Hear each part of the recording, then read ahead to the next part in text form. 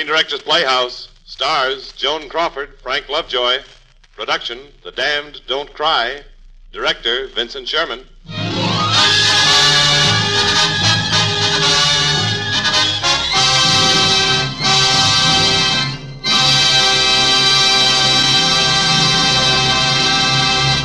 This is the Screen Directors Playhouse, the Thursday night feature on NBC's All-Star Festival of Comedy, Music, Mystery, and Drama. Brought to you by RCA Victor, world leader in radio, first in recorded music, first in television. By Chesterfield, the cigarette that has for you what every smoker wants, mildness plus no unpleasant aftertaste, the cigarette that brings you Bing Crosby and Bob Hope. And by the makers of Anacin for fast relief from the pain of headache, neuritis, and neuralgia.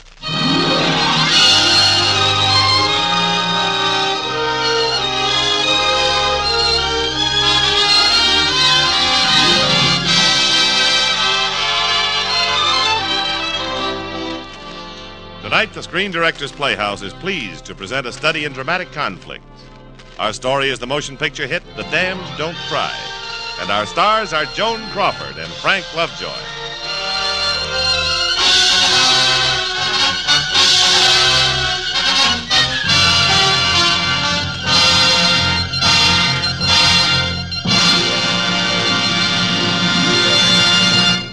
Today, with the country rising to meet the challenge of possible aggression, your Red Cross has been asked to undertake grave defense responsibilities in addition to its normal services. That's why a goal of $85 million must be reached in the 1951 Red Cross Fund campaign. Remember, when you give to the Red Cross, your gift is a lift to our fighting men. Now, before our first act, here's a word from RCA Victor. A word about money. How to make it go farther with an RCA Victor combination.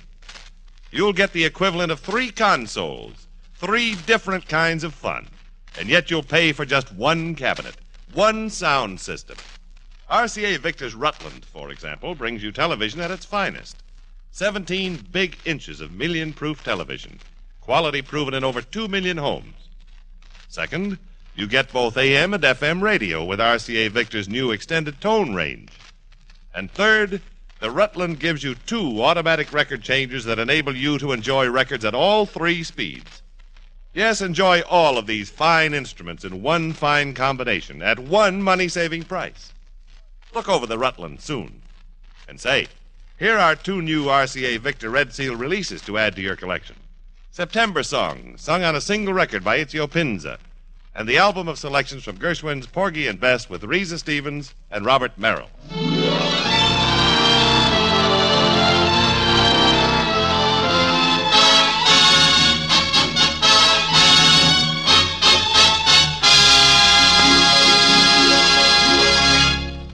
Now for the first act of the Screen Directors Playhouse presentation of The Damned Don't Cry, starring Joan Crawford as Lorna Forbes and Frank Lovejoy as George Castleman.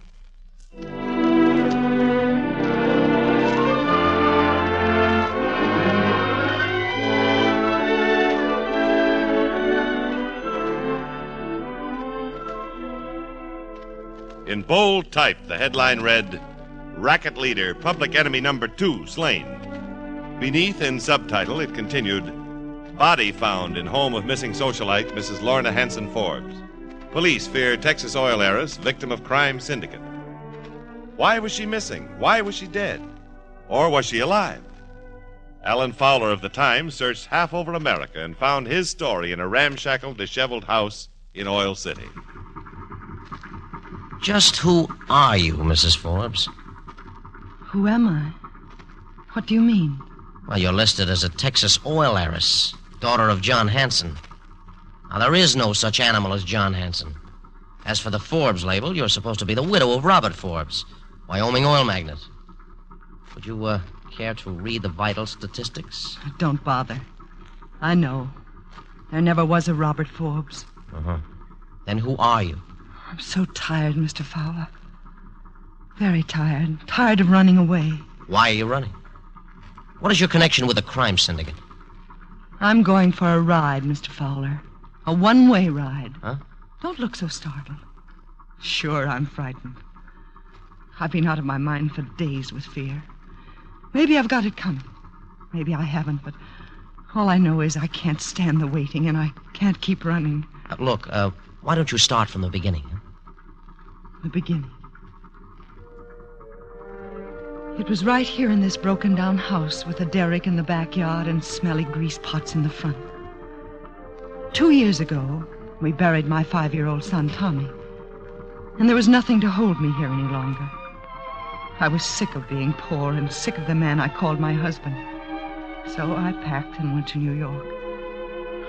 I was pretty naive when I got a job as a model in a wholesale dress house and discovered that my major duty was to entertain out-of-town buyers at night. One night, Sandra, another model, and myself were returning from a date, my first. Enjoy yourself, Ethel, honey? I feel like something that was on a sale in a bargain basement. I'm one big bruise from here to here. So they wrestle with you a little. It's no worse than the subway. Hey, you got to stop being antisocial. This living by yourself, that's for channel swimmers. You're having a great time, and at retail prices. Here's $20. $20? What's this for? Your cut. Whenever we steer a couple of the buyers into Grady's back room to shoot dice, he gives us a bonus. We split 50-50. It helps, don't it? Hey, how about us working as a team? No, thanks. I'd better learn one job at a time. But it's all the same job. It's still modeling, only it pays better at night. Look, hon, don't kick opportunity in the teeth. What else have you got to sell but a face and a figure? I didn't come to New York to be a tramp. Neither did you come to New York to live in that crummy rooming house. Is that what you're looking forward to? Well, no. Then cut out your beefing and cooperate.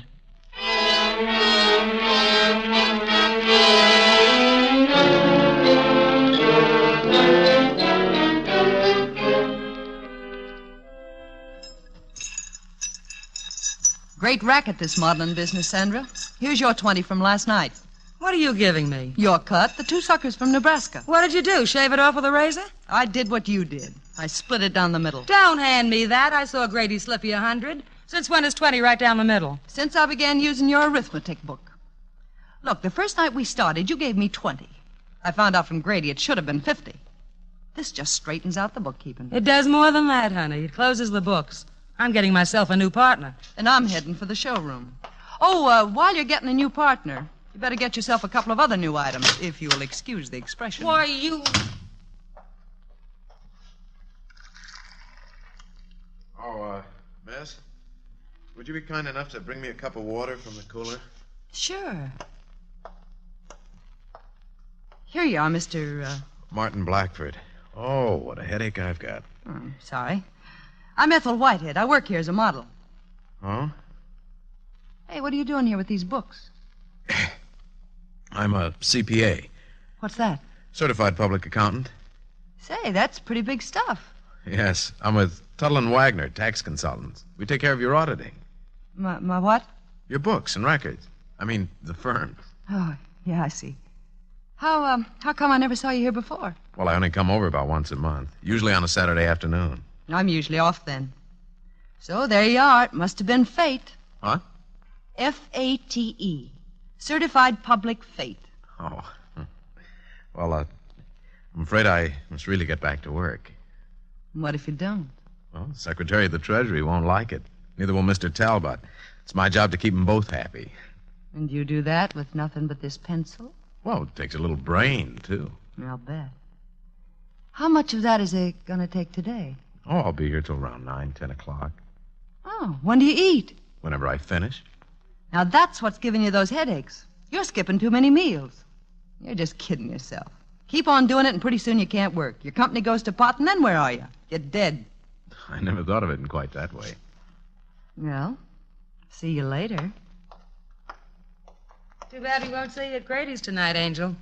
You'll see me all right, with the big money bags. A CPA. Certified public accountant to you, dearie.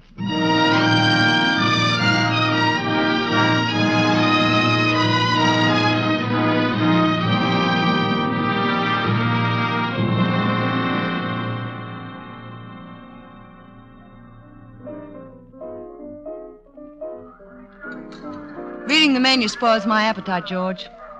Just bring me the squab with wild rice, asparagus with hollandaise, a small mixed green salad with a touch of garlic, cherries jubilee, and a double martini. What are you having, Martin? Huh? Oh, I'll have a chicken salad sandwich and a cup of coffee. But I thought you said you were hungry. I'm afraid reading this menu sort of spoiled my appetite. Are you sick or something? No, just a bit embarrassed. Afraid I'm short of funds. Oh, that's all right. They'll take your check. I don't think you quite understand, Miss Whitehead. How much do you think an accountant earns? Well, I took it for granted that a man who... Well, the Treasury Department. I assumed that at least you made something Less than that.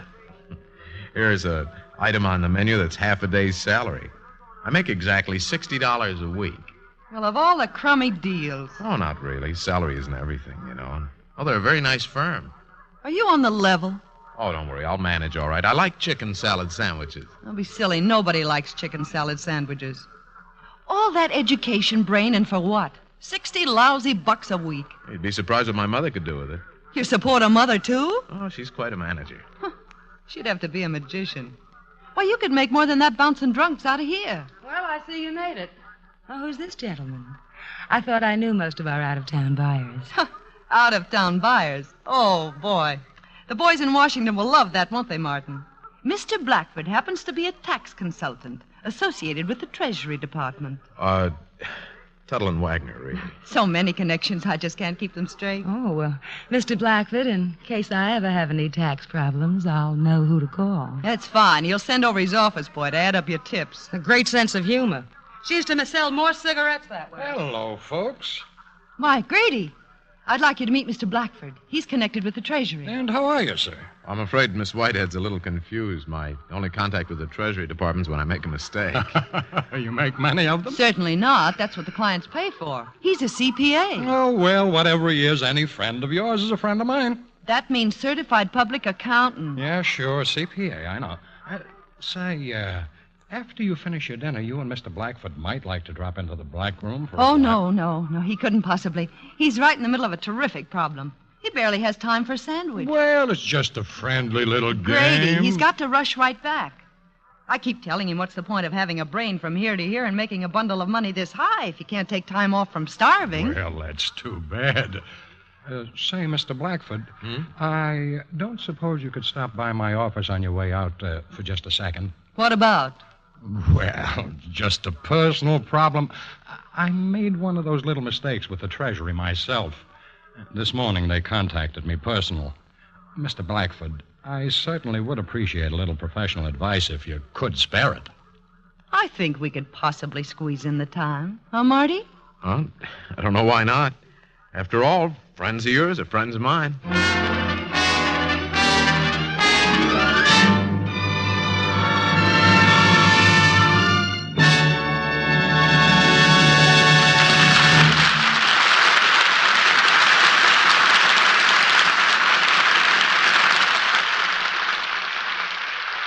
Let's take time out for a message from Bing Crosby and Bob Hope.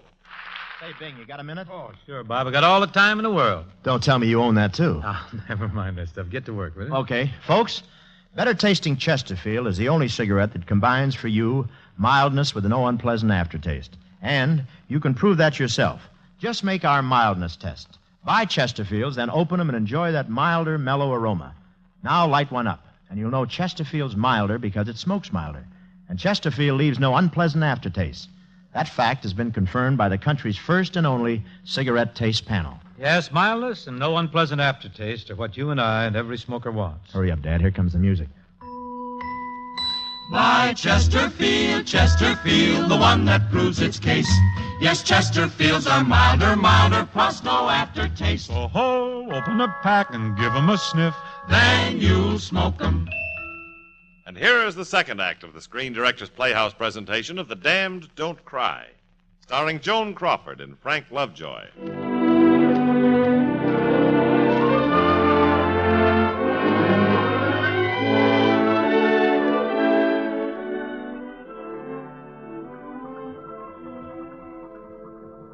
Have you got a cigarette, Mr. Fowler? Yeah, sure. Here. Thank you. Well, continue with your story, Mrs. Forbes. My story. The small-town girl who wanted to make good in the big city. The small-town girl who was only interested in big fish. Well, when Marty finished looking over Grady's books, the next thing that happened was that the meal was on the house and he'd been offered a job as accountant for Grady. Then we were walking home. You're a genius, Marty. 100 extra bucks a week. Your chicken salad days are over. And this isn't the only job waiting for us. Grady has plenty of friends. And I'll bet they got tax problems sticking out all over them. Well, I certainly appreciate what you've done for me, Miss Whitehead, but... First thing you do is to learn to call me Ethel. Yes, I'd like to, Ethel. Now, go ahead. You appreciate it, but what? Well, I'm not really sure I should accept the job. Tuttle and Wagner might not approve of it. Why not? It's on your own time. What you do a few nights a week is your business, isn't it? Yes, but I feel I owe them at least an explanation. All you owe them is what they pay you for. And for what they pay you, you can take a few days off. Well, I know it isn't much, but... Did they ever tell you not to take an outside job? No, but... All right, then you be snooty, too. Don't tell them. All right. I'll take it on one condition, and that's that you share it with me. The fee, I mean. Why, I wouldn't think of it. You mean like a percentage? Why not? I guess you could use the money as well as I can. I wouldn't feel right otherwise. Well, I wouldn't want you to do anything you thought was wrong. Good, then it's settled. After all, you're responsible for this whole thing, Ethel. I wouldn't have had the nerve. You don't need it, Marty. I got enough for both of us.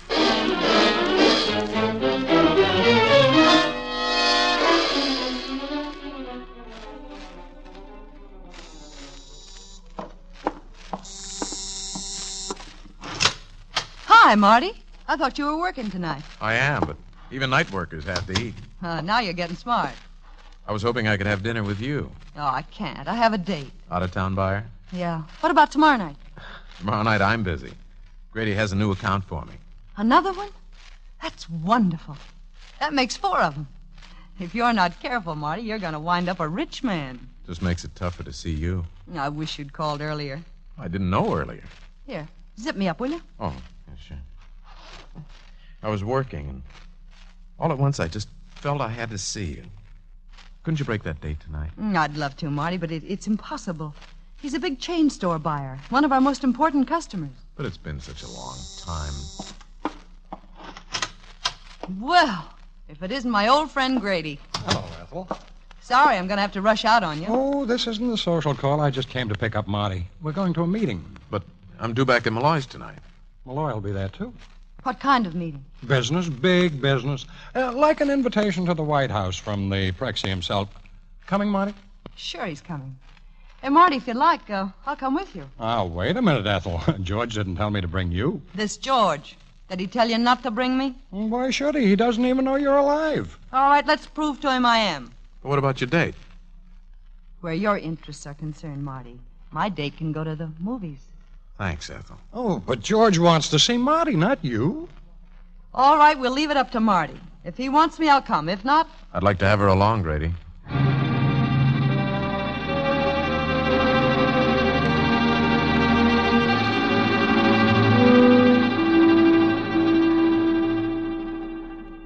Oh, the White House should look like this.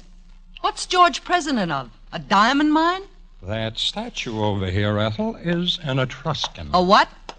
An Etruscan refers to an early art period.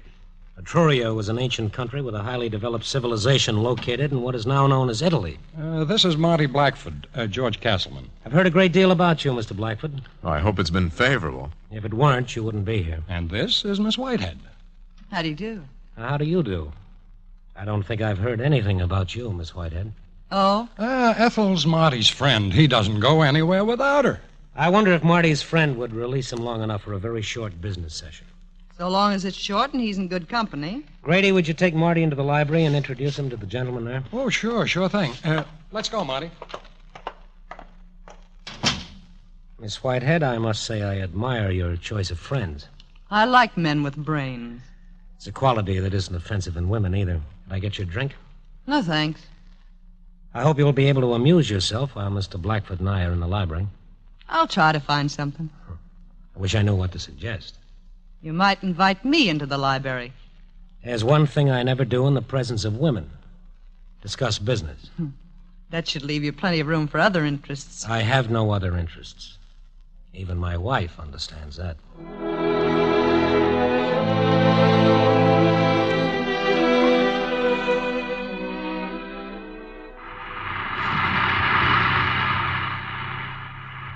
What happened? What happened in the library, Marty? Oh, Mr. Castleman offered me a job. Secretary of the Treasury. Grady and the others are just little outposts in an empire. They have everything in the empire except a good accounting system. And they want you to give it to them. Yes. Castleman's going to open up a suite of offices with my name on the door. I'm going to run the whole show. Oh, Marty, that's wonderful. But it's more than just a bookkeeping office. It's a front. Front for the biggest wire service in the country. I knew it. I knew you'd come through. Because you got brains. I knew it the first time I talked to you. Now Castleman knows it, too. You haven't heard a word I said. It's to be a wire service for bookmaking, betting. Wires to every racetrack and sports arena in the country. So what? So what? It's illegal. It's against the law. As long as there's a wire service in the back and I know about it, I'm an accessory after the fact. They can throw you in the penitentiary for that. What did you tell Castleman? Nothing. He never gave me a chance. He just told me what I was going to do. What are you going to do? What do you think? I'm going to get out fast. Are you crazy? You can't get out now. I won't let you. You mean you want me to be like them, a criminal? You bet I want you to be like them, smart. Look, nothing's going to happen to you. Castleman won't let it. You don't understand, Ethel. This is a syndicate of organized crime. It's not just betting and gambling, but narcotics. Every kind of vice and corruption you can think of. I don't want to think about it. And you don't have to think about it either. You'll be an accountant, just like you always have been. There's such a thing as self-respect. Self-respect? That's something you tell yourself you got when you got nothing else. Where's the self-respect in living on chicken salad sandwiches? In being afraid to blow your nose because Tuttle and Wagner don't like the noise? At least it's decent. And what good is that? Can you pay the rent with it? Can you live like George Castleman? Have a butler call you sir and light your fire? Having a butler light a fire has never been one of my ambitions. And what is your ambition? A hole in the wall stuffed with decency and self-respect? Look, Marty, the only thing that counts is the stuff you can take down to the bank. Oh, I know how you feel. You're a nice guy. But it's not a nice guy's world. If you don't kick and punch and belch your way up, nobody's going to give you a lift. We've got to do it ourselves, because nobody cares about us, except us. Ethel, you think it's right for me to take it? I'm not saying it's right. I'm only saying if you don't, what happens? You go back to Tuttle and Wagner and wait for your pension. And I go back to waiting for the out-of-town buyers. And that new house for your mother, that goes on the waiting list, too. Is that what you want? You know it isn't. Then there's no other way. Not for us. If I could only be sure it was for us. What do you think I've been talking about? Kiss me, darling. Kiss me.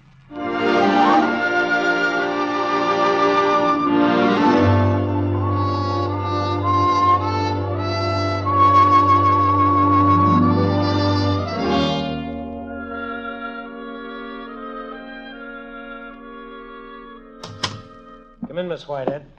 Thanks, Mr. Castleman. Grady told me Blackford didn't go anywhere without you. He didn't tell me that you went anywhere without Blackford. Grady doesn't know as much as he thinks. I had a talk with Martin last night. The office idea's okay. He's agreed to come in. Is there any question about it? Yeah, a big question. Martin has an important position with a very old and reliable firm. He has a reputation to maintain. He'd be giving up quite a lot to come in with you. Oh, really? Martin Blackford is 34 years old. He earns $60 a week at Tuttle and Wagner.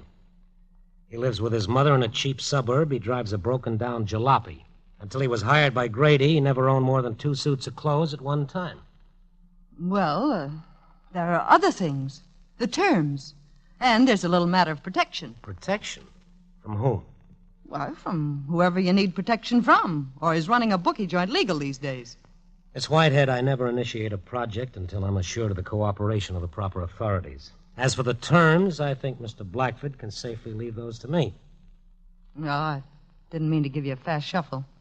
It's just that, well, he hasn't had much experience at this kind of thing. You seem a little new at it yourself. Sit down.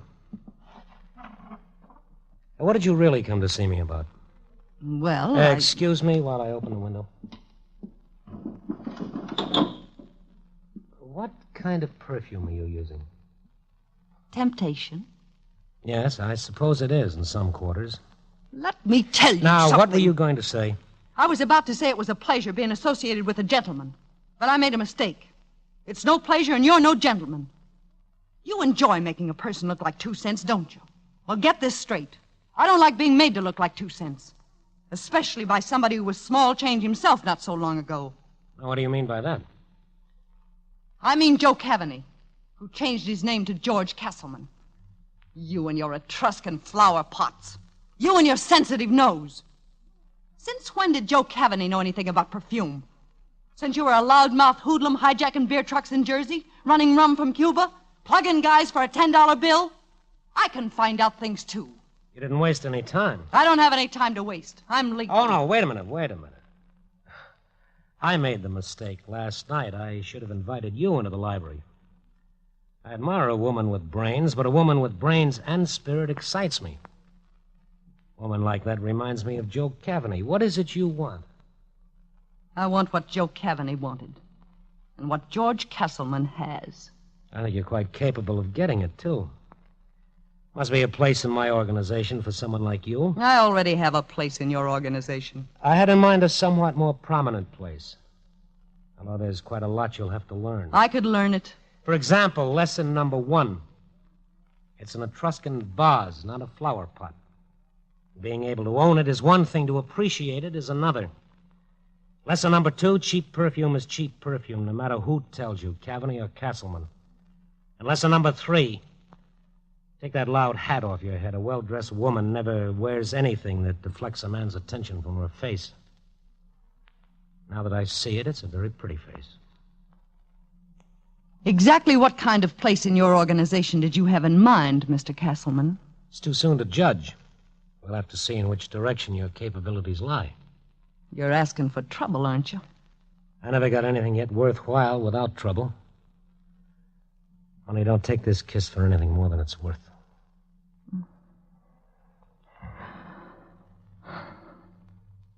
It may be worth more than you think.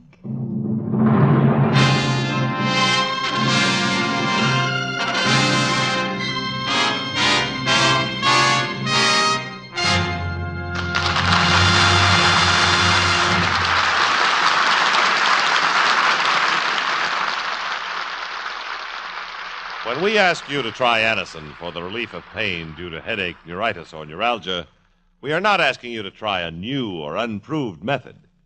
For there are many people listening in now who have been introduced to Anacin tablets by their own dentist or physician. You who have received Anacin this way know the effective, incredibly fast relief these tablets bring. Anacin is like a doctor's prescription. That is, Anacin contains not just one, but a combination of medically proven active ingredients in easy-to-take tablet form.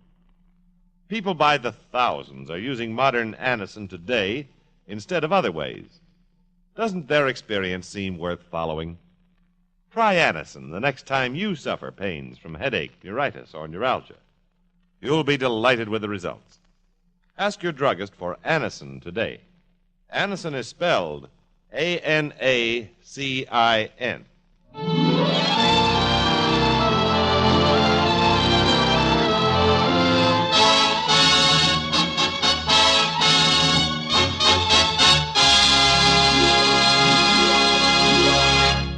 You are listening to the Screen Directors Playhouse, the Thursday night feature on NBC's All-Star Festival, brought to you by RCA Victor, world leader in radio, first in recorded music, first in television. By Chesterfield, the cigarette that has for you what every smoker wants, mildness plus no unpleasant aftertaste. And by the makers of Anacin, for fast relief from the pain of headache, neuritis, and neuralgia. The Screen Directors Playhouse presentation of The Damned Don't Cry, starring Joan Crawford and Frank Lovejoy, will continue in just a moment after a brief pause for station identification.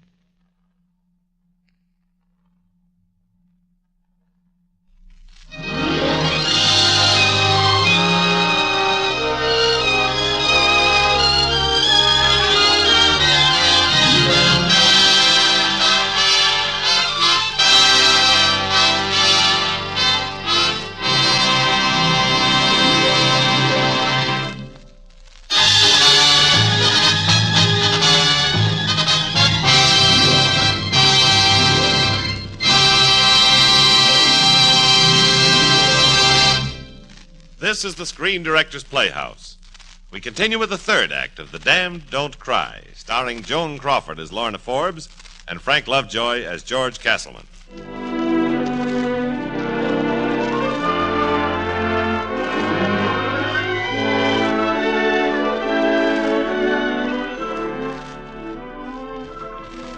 Would you please pour me another bourbon, Mr. Fowler? Yeah, sure. There you are. Thank you. When a girl from the wrong side of the tracks wants sables and minks in a hurry, she hasn't time to ask too many questions, has she? George Castleman was my kind of guy. Rich, affluent, and we began seeing quite a bit of each other, privately, that is. And one day I visited Martin in his new office. George was there. Hello, Ethel. Hi, Marty.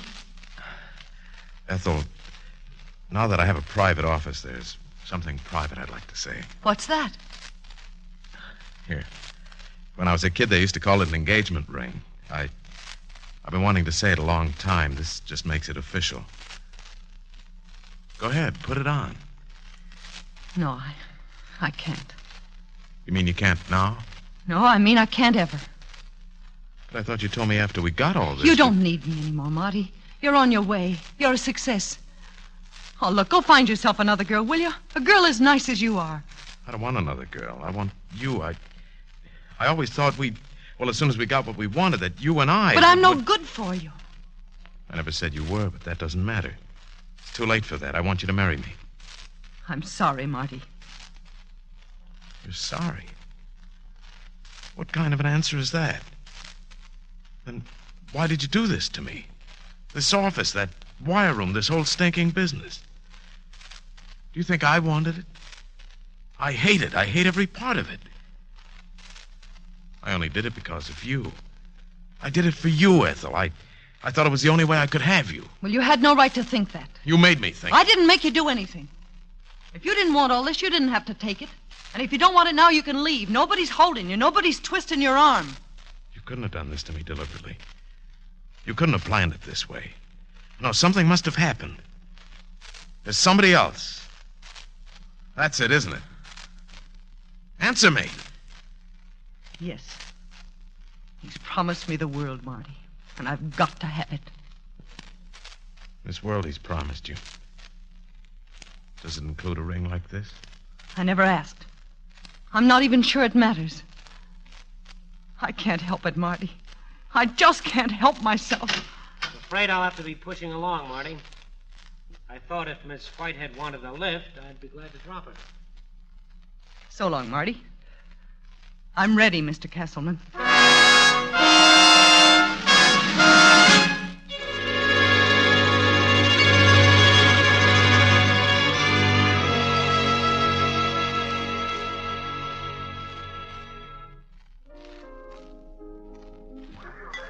Miss Whitehead?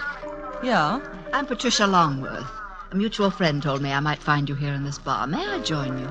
Yeah, of course. He tells me you're interested in a new apartment and some new clothes, etc. He thought I might be able to offer some helpful advice. If George thinks I need advice, why doesn't he give it to me himself? Or doesn't he want to be seen with me in public? Miss Whitehead, I happen to know that our friend sees rather great potentialities in you. So far as being seen with you in public, well, you must remember he is a married man and... well, he does occupy a position of some importance in the community. Okay, I'll buy that. Now, just who are you and how do you fit in? What are you selling? My old social contacts. Some of them are still open, and they have a certain market value to some of my newer contacts. People such as our friend. Now, let's start with your name. Ethel Whitehead. I wonder if we couldn't find something more provocative. Let's see now. How about Mrs. Forbes? Mrs. Lorna Hanson Forbes. Suits me. Steel, isn't it? Or is it tobacco? No oil. Oh. There were derricks in my backyard. Now, I'd say you need one more thing. A touch of the continent. The south of France. You know, broadening your scope, giving you the proper background. And that will take about a year. A year? If we work diligently at the job.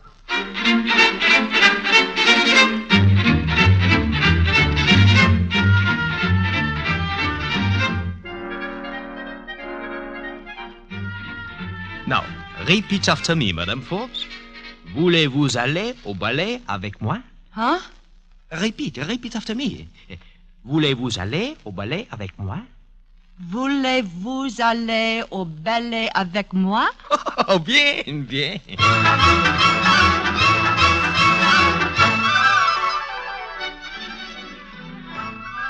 Mrs. Lorna Hanson Forbes, charge accounts. Mink coat, $6,000. Champagne, $3,000. Diamond bracelet.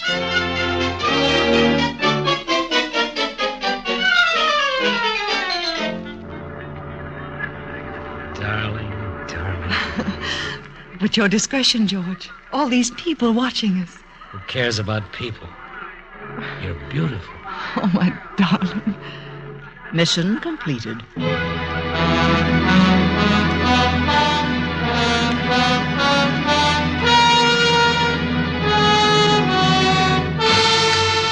Whatever became of Ethel Whitehead? Oh, didn't you know? Mm-mm.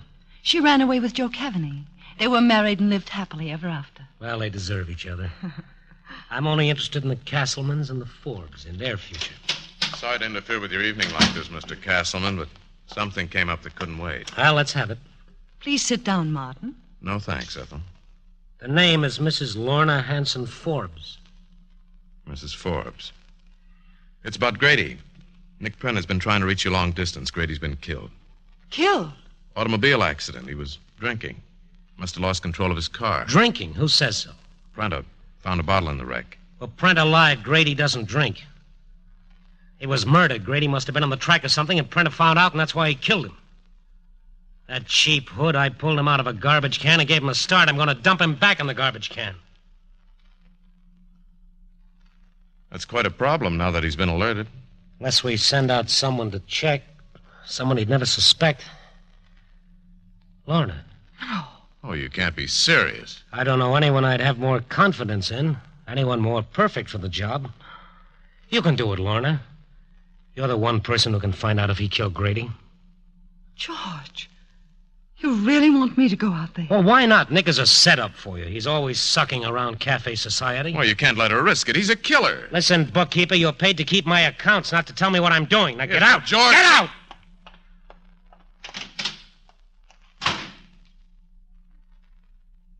George, did it ever occur to you that I might have something to say about this? I'm sorry, dear. What did you wish to say? From what I've heard tonight, Mr. Prenta isn't likely to pour out his life story without very strong inducements.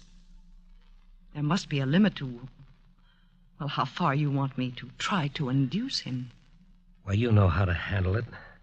I've got to know what's going on out there. Would you send your wife? Why bring my wife into it? Why bring me into it? Because my wife is incompetent for this job, and you're not. I equipped you for it. Every Paris label, they can all pay off now. What am I?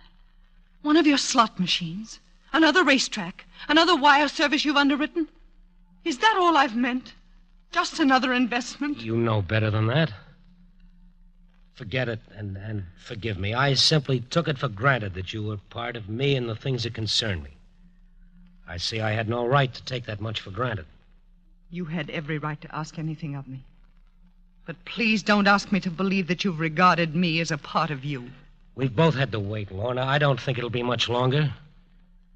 If you do this job for me, I promise when you get back, I'll be free. Will you believe me? I learned a long time ago, George, that the customer's always right.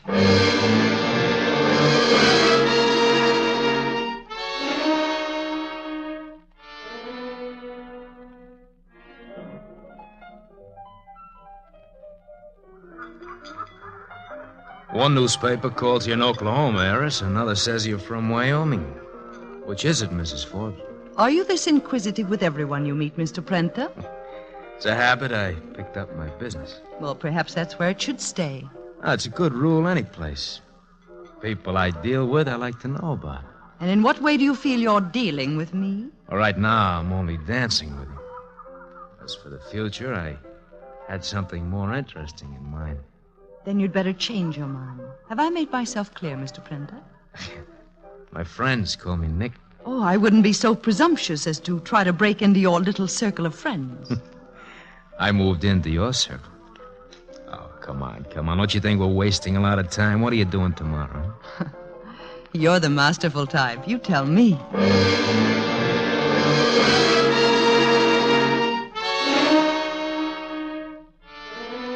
Nick, I'd say your swimming pool is the best-looking one in the West. It ought to be. I spent over 10 grand for it. Lorna, how long we known each other? 6 wonderful weeks, Nick. A long-distance call, Mr. Prenter. Detroit. Yeah, coming. Wait here for me, Lorna, will you? It'll only be a few minutes. Business, All huh? Yeah, all right, we'll work out the details tonight. No, you better let me call you. We'll make arrangements to pick you up in Chicago. Yeah, don't worry about it. Hold it, Eddie. What are you doing here, Lorna? Thought I told you to wait by the pool. Could I have a cigarette? There's a half dozen trays around the pool filled with cigarettes. And there must be more than half a dozen women who could be, well, calling you long distance. Oh. So long, Eddie. You're jealous, Lorna, huh? That's good. No, I'm not so sure. I've been warned about you, Nick. I have a friend who has a friend who's heard rumors. You believe rumors? Yes, sometimes. I'm told that that you've even ordered men killed. That's what I mean about rumors. Well, do you? Do I what? Order men to be killed? Lorna, your old man made his money in oil. That made you an heiress. I never knew my father or anyone I could call that, so I've had to make it myself. I'm making it. But there's always people who try to take it away. You either protect what you got or you got nothing. And to do that, you'd kill? You don't like what you're hearing, huh? I can't believe what I'm hearing. Well, that's because you never had to be a part of it. You never had to watch yourself 24 hours a day against somebody trying to cut you down. The guy he sends out to trip you up. The guys you can't trust. You gotta take measures, that's all. Nick, suppose you couldn't trust me. Would you order me killed? No, Lorna.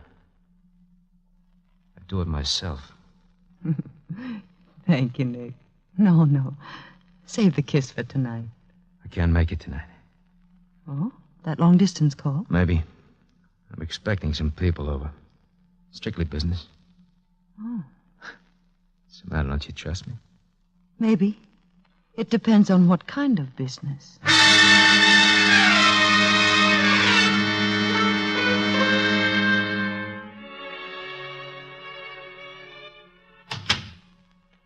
Ethel? What are you doing here, Martin? I go where George sends me. Sent me here to check on one of his investments. Hasn't heard from you in some time. He hasn't heard from me because I've had nothing to report. I've been doing the best I can. Yes, George knows you've been busy. He's had reports on that. Look, I was ordered to ingratiate myself with Nick Prenter. That's exactly what I've done. No more, no less. George thinks you've been taking his orders too literally.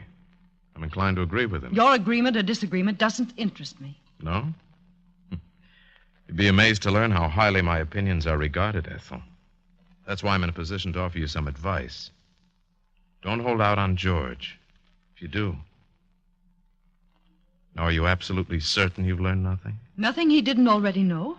Prenter did have Grady killed. Yes. What else? Nothing else. In all the time you've been with him, all the hours alone, you've learned nothing else? Not even the people he talks to? Well, sometimes there are calls, long distance. From whom? I don't know. From where? Well, there was one from Detroit. When? This afternoon. Go on. What's the rest? What'd you hear? Well, nothing, except that, well, he's expecting some people tonight. It's business, a meeting. That's all I know, Marty, and all I want to know. I've had enough. Oh, you're upset. I thought you were enjoying your work. Or has Prenter become important to you? He means nothing to me, except he's a human being, and he trusts me. Don't tell me that disturbs you, taking advantage of a man's trust. Well, you can ease your stricken conscience because your friend won't be vulnerable much longer. What do you mean by that? You don't think George intended him to live, do you? George had been waiting until he had all the facts, and you're going to get them. No, I can't. I won't. You're going to find out every person who's at that meeting and why he's there. I can't go through with it. This is killing you're talking about. A man's life. I want no part of it. You want no part of it. You are a part of it. What do you think you've been living on, playing on, traveling on? Where do you think the money came from that converted you into the fashionable Mrs. Forbes? Came from 100 killings, 1,000 beatings, all the pennies and nickels and dimes squeezed out of 1,000,000 fists. All the $3 payments at the foot of the stairs to help make you a lady of refinement. No, you can't get out of it, Miss Whitehead. You hitched a ride on the roller coaster, and it doesn't stop, and nobody gets off until the trip's over. Oh, Marty. Marty, please help me. Oh, how can I? You wanted the trip, and you took me along with you. I can't help you now any more than I can help myself. Now, just do what George sent you to do. Find out about that meeting tonight.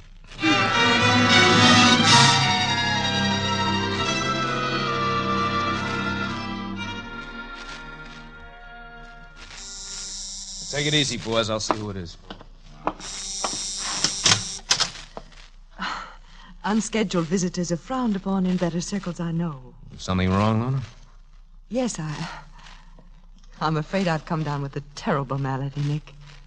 A bad case of jealousy. But I had to be sure. About who I was with tonight? Yes. Come in. Come on, I want you to meet your competition. Take a look. Real heart crushers, aren't they? This is Mr. Lohman, Mr. Hart, Bender, Joe Sheffer. Boys, Mrs. Lorna Hanson Forbes. Haven't we met before, Mrs. Forbes? What?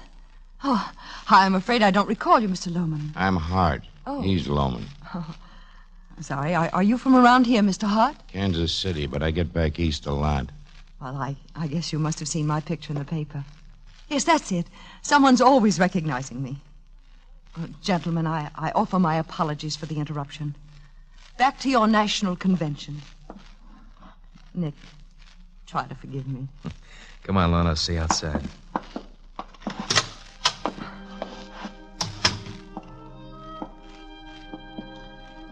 Oh, I'm so ashamed, Nick. I shouldn't have come here. I'm sorry. No, you couldn't have picked a better time. Those fellas in there work for the same guy I work for, George Castleman. Lorna, in exactly 48 hours, Mr. Castleman's going to be canceled out. They'll be working for me. The whole country will be mine. Oh, Lorna, I want you to share it with me. Oh, what's the matter? I'm not good enough? I'm not good enough? I didn't say that. But that's it, isn't it? That's what you really have to face, isn't it? No, I know the right people. I wear the right clothes, but I don't bleed the right color, huh? No, stop it. Let's see what color I bleed. When this goes through, I'll be on my way. Do you understand that? I'll have your old man's oil. I'll own all your gold-plated friends. Maybe then my name will be worth something to you. Maybe then you wouldn't mind sharing it, huh? Share your name? I've been asking you to marry me. Oh, no. Hey, what's that for? Oh, Nick, I'm scared. I'm scared about what you're doing, what you're planning, what it'll lead to. You're that scared for me? Yes. I mean that much to you? Nick, how much do I mean to you? Well, everything I have. Is that enough? Yes. If you'll give it up. If you'll get out of this whole thing. If that's what it'll take to have you, you got a deal. I can check out inside of a year. No, it'll be too late. But then. I can't get out now. This is the big jump. I gotta see it through. Please, Nick, give it up. Don't go through with it. It's too late, baby. The wheels are already turning. Nick, could I see you a minute? Yeah, okay, Eddie. You go home, darling. I'll call you later.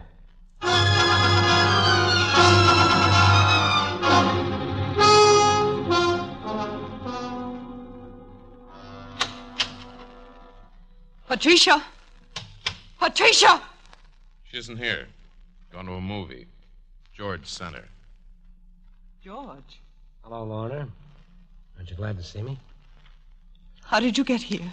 I've been too far away. How was the meeting? Meeting? What meeting? The meeting you told Marty about at Nick's house. There was no meeting. I misunderstood. You mean there were no visitors? Only yourself? Well, there were a few, some local friends. I see. You lying little double-crosser. George, lay off. Wasn't Sam Loman there from Cleveland and Eddie Hart from Kansas City? Yes. What are they doing? What are they planning? I don't know, George. I don't know. They're out to get me, aren't they? Yes. And you're covering up for them. No. I'll kick your head in. I'll beat your brains apart. Stop it, George. Stop it. Stay out of this, you bookkeeper. George, wait. She can help us. She can still be useful. When I get through with her, she won't be of use to anybody. Stop it. She can help us get Prenta. George, listen to me. You want Prenta, don't you? She can get him for us tonight, here. We'll all be in the clear. George, stop it. George, look. She can call him on the phone and get him over here. He'll never know. She'll tell the police it was self-defense. He tried to attack her. Yeah. Take a look at her face, George. Look at her. It'll work. Don't you see? It's perfect. Okay, Marty, okay. You got a brain, the best kind, the kind you don't have to go out and buy. Now pick her up and put her in that chair. Yeah, all right. Give her the phone. Tell her what to do. All right, call Nick Prenta. Tell him you want to see him. Tell him to get over here right away. Alone. Please, Lorna. Marty, I just can't do it. You've got to. No, I can't. What's the number? Right on. That's Nick. All right, Lorna. Get to the door and let him in. He has his own key. You little tramp. Oh! One wrong word and I'll kill you both. Lorna, Yes, Nick. I want to apologize for busting in on you, Mrs. Forbes. I know it isn't done in your set, but your friend Eddie Hart told me it would be okay. He said Castleman might not like it so much. Nick, I didn't But tell... that Ethel Whitehead would go for anything, and I believe him. I told you what I'd do to you. You're not going to have time to do anything. Castleman! Watch it, George. He's getting his gun. That's what he hopes.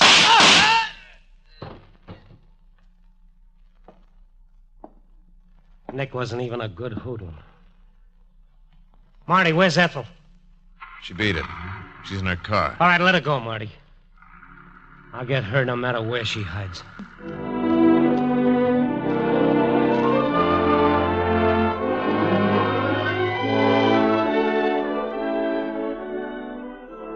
Not a very pretty story, is it, Mr. Fowler?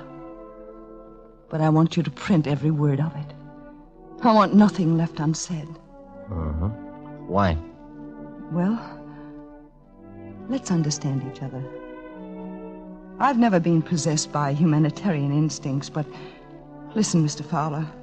There must be hundreds, thousands of girls like I was, trapped by poverty and wanting to escape.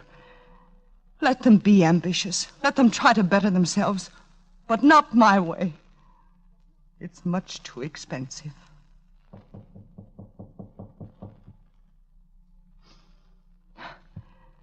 Do you want to wait around and watch the fade out of the notorious Lorna Hanson Forbes?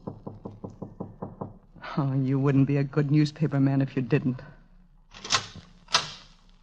Lorna, Marty. you better get your things. You can't stay here. You've unfinished business with George. He's on his way here, unless the police get to him first. They're looking for him. You see, I told them who killed Prenta. You told them? But what will George do? Doesn't matter. That means your unfinished business, too. That doesn't matter either. You did it for me. For me. Oh, Marty, it makes no sense. Has everything you've done made sense? We do what we do because we're made a certain way. Yes, but what I did, there was a hope for some return, some kind of dividends. For you, there's nothing. There never can be. Not even a promise. I know that. I kept a very good set of books for everyone but myself. Ethel. Send out Blackford. George, he's outside. Where are you going, Ethel? Hello, George. Where's Blackford? I don't know. I haven't seen him. What are you doing out here? Waiting for me, I suppose. Strangely enough, George, there was a time when I did wait for you and nobody else. Well, that's past. Where's Blackford? I don't know. All right, come on, let's get going. Sure, George. I figured I could draw you out, Marty. You're not very bright. Start saying your prayers. George, no! No! Ethel! Oh! George, I'm going to blast your head off.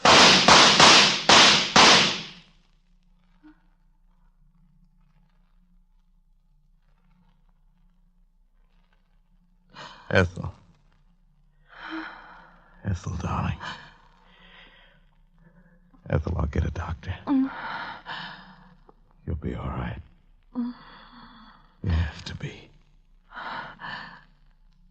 Don't look so sad, Marty. Oh, Ethel. Ethel. It's the only way. Maybe this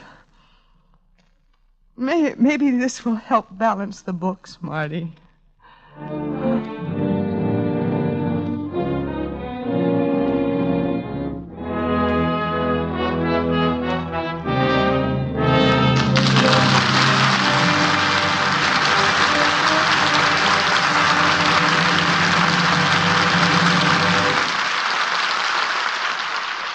And so ends our adaptation of The Damned Don't Cry. Our stars, Joan Crawford and Frank Lovejoy, will return in just a moment with our guest screen director. Next week, the Screen Directors Playhouse is pleased to present the hilarious comedy Hired Wife, starring Rosalind Russell and Jeff Chandler. In future weeks, we will present Humoresque, starring Tallulah Bankhead and Stephen Cochran. And on April 26th, the Screen Directors Playhouse is proud to present Jackpot. And our stars will be Miss Margaret Truman and Jimmy Stewart. Now, here again are tonight's stars, Joan Crawford and Frank Lovejoy.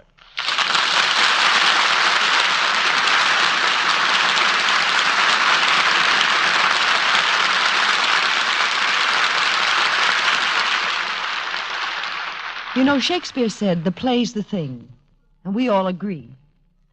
If he were alive today and around motion pictures, he would have added, and so is the director, and especially one with the scope of the very brilliant Vincent Sherman. Ladies and gentlemen, may I present Mr. Sherman.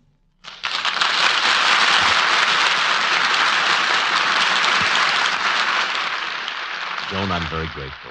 I hadn't realized I was such a remarkable fellow. Oh, but you are, Vincent. When an actor doesn't mind getting up at 5 a.m. to work for you, you are remarkable.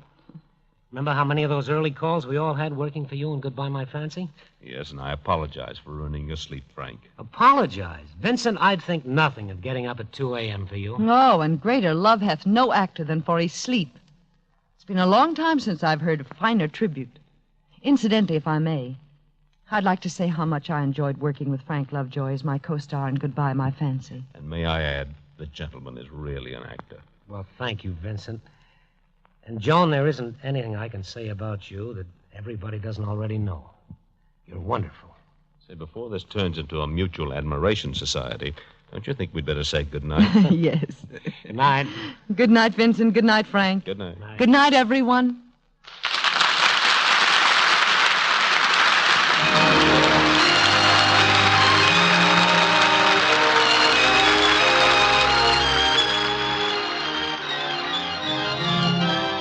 Damned Don't Cry was presented through the courtesy of Warner Brothers, producers of I Was a Communist for the FBI, starring Frank Lovejoy.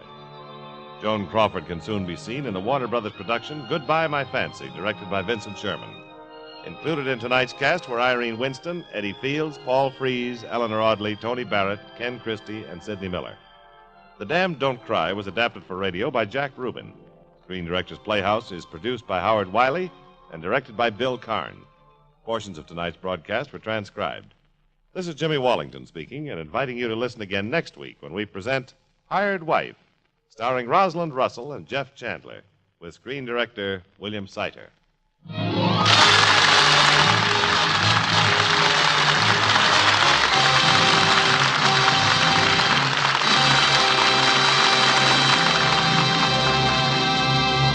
Saturday's fun with Judy Canova and Dennis Day on NBC.